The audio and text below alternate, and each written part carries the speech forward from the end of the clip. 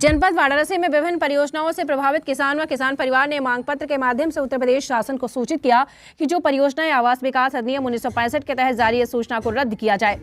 कार्यक्रम में मुख्य अतिथि पल्लवी पटेल, साथ में राजेश पटेल, युवा प्रदेश अध्यक्ष किसान न्याय मोर्चा संयोजक महेंद्र प्रसाद यादव, किसान न्याय मोर्चा अशोक प्रजापति, प्रदेश महासचिव सुशील पटेल, लक्षु मीडिया प्रभारी किसान न्याय मोर्चा रविशंकर पटेल, पार्षद हृदयपुर रामदत्तपुर वार्ड मुख्य पार्षद मुख्य रूप से उपस्थित रहे। कार्यक्रम का संचालन रविंद्र पटेल, शशिकांत वर्मा ने किया। रोहित सेठ की रिपोर्ट।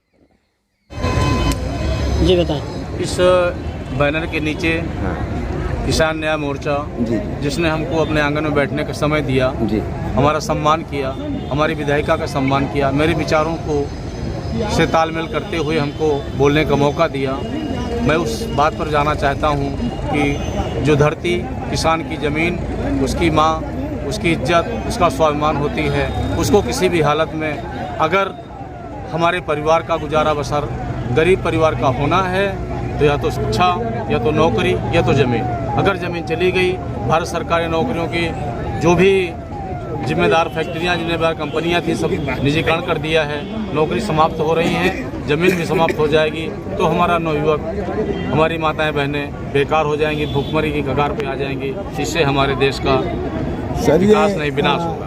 जो है डीएम साहब, जिला अधिकारी महोदय ने जो आश्वासन दिया था, तो उसमें क्या उन्होंने आश्वासन दिया?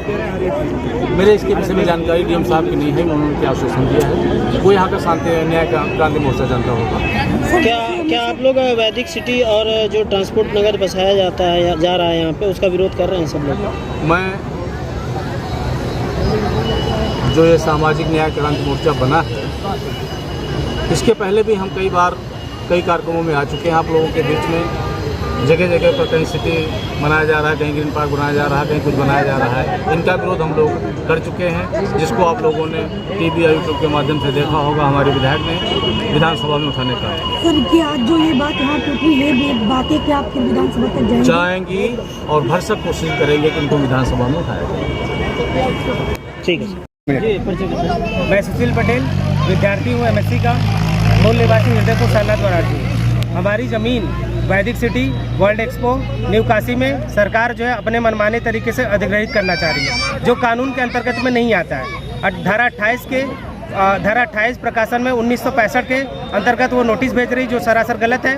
2013 में एक नया कानून आ गया है जो किसानों के हित में है। उसमें दो मुख्य बातें हैं। अगर 80% किसान सहमत होते हैं तब जमीन अधिग्रहित की जाएगी, और बहुफसली जमीन का कभी भी अधिग्रहण नहीं किया जाएगा।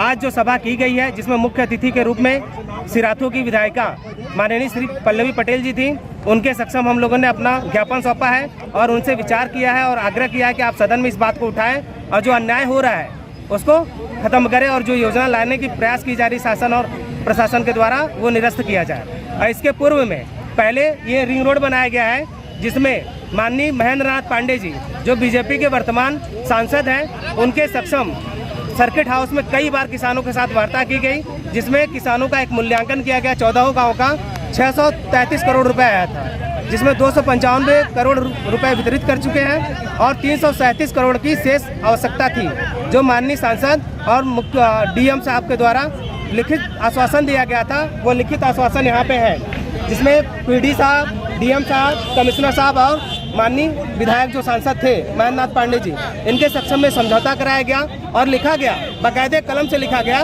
कि 3 महीने में मंगा दिया जाएगा। लेकिन आज तक वो पैसा नहीं मंगाया गया। आज 4 साल बीत गए हैं, लेकिन हम कहाँ जाएं, किसके पास जाएं?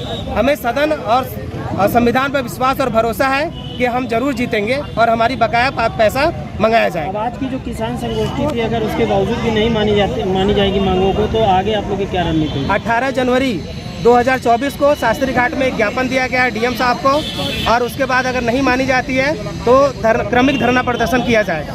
हमारी मांगे हर हाल में सरकार को माननी पड़ेगी, शासन प्रशासन को मानना पड़ेगा, यह योजना रद्द करनी पड़ेगी। सरकार जैसे किसी मुआवजे की बात करें, जैसे अभी आपने रिंग रोड की बात की, उसमें आप लोगों के हमें मुआवजा लेना ही नहीं है, क्योंकि 80% जमीन हमारी रिंग रोड में चली गई है। मुआवजा लेके हम कहाँ जाएंगे? परलोक जाएंगे?